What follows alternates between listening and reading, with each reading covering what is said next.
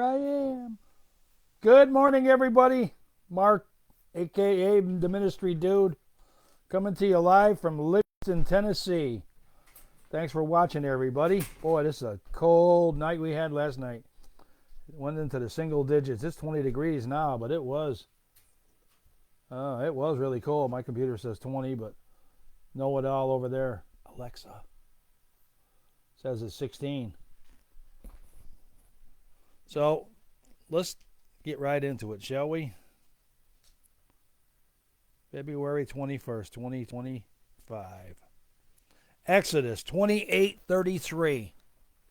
God's house, other priestly garments. Around the bottom of the priest's robes was a decorative strip, including pomegranates woven into it. The fruit was grown widely throughout the Palestinian area and into Africa. The plant was beautiful, with a rose-red flower, and the fruit produced a sweet juice, often serving as a refreshing drink. The author believes his presence on the priest's robe signified the fullness of giving which God intends for his children. He gives the very best and nicest to them. Exodus 28:21. There are two Hebrew words translated into one English word here: consecrate. The idea of these two words is to fill the open hand. The verse specifically identifies that as part of the ministry the priest provided to God. Consecrate then means to have the hands full of all which is needed to perform that role. Many English translations miss the idea significantly. You know, I said before that the Bible was written in many languages, and some of them, when they translate, you know, the words are kind of tricky. Let us continue on here, shall we?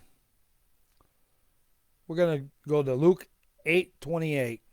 Jesus heals a Gadarene demonic. This is a parallel of it.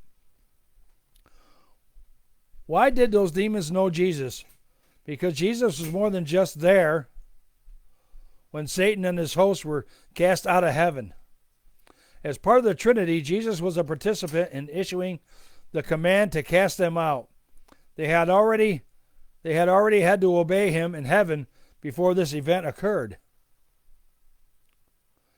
Luke 8:33. Today's liberal objects that so many innocent animals will be subject to slaughtered in this story. Just as today's passage in Exodus 29 showed us, this passage also illustrates the great cost of sin. Additionally, it teaches us how valuable the soul of one man is, even one that is so strongly associated with evil, much more valuable than many, many animals. This was an important lesson to the Jews. They saw all the people of this area as unclean, and especially these two demonic men. God saw them much differently. Yesterday I was talking about they used to sacrifice animals to God, you know, to please him and like that, to save people from sin. Well, Jesus, that's what he did. He sacrificed himself. He shed his blood to save us from sin instead of having to slaughter animals. Luke 8:39. The crowd reacts to Jesus' miracle. Why didn't Jesus allow this man to come with him? It is because the man could have a greater impact among those he knew, just as we can have a greater impact among the ones we know. Imagine what they thought when he would say, "Allow me to introduce myself to you. I am the demonic of Gadara.